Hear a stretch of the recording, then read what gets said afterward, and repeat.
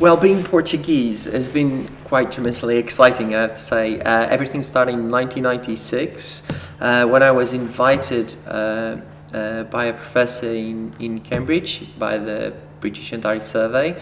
And after a year, we decided that we could build a really strong project on marine biology, focusing on trophic interactions and related with climate change, and developed to a PhD project, then a postdoc.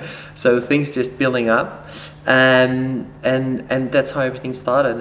And so now we are like 10 years later, and things is going more and more. So with international polar year that has been so tremendously important for Portugal. I studied trophic interactions in the marine environment, mostly in the Antarctic in relation to climate change. What I'm trying to assess is how mostly top predators can adapt to climate change, how they explore the marine environment, how they are capable or not of finding food, and what are the implications of climate change on those species. Those have implications both in terms of conservation, but also in fisheries, and how amazing animals like penguins or albatrosses or seals are able to find food.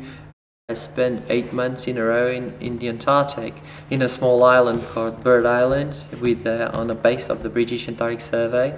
And after a few months, what happens is you don't get vegetables very regularly.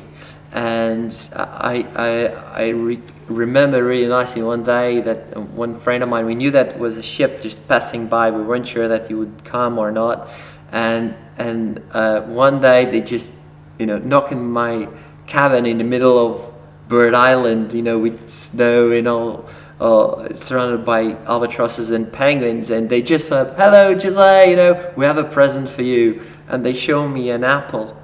And what is amazing is they were taping it, and they could save my eyes of happiness for seeing an apple. And what is tremendous, and that was obvious for me after seeing the tape, is that when you are in the polar regions, you can give the right value for simple things in life. And this is just a simple example that you have access to an apple anywhere you want in the planet generally, and there you treasure it like gold. So simple things can have a big meaning.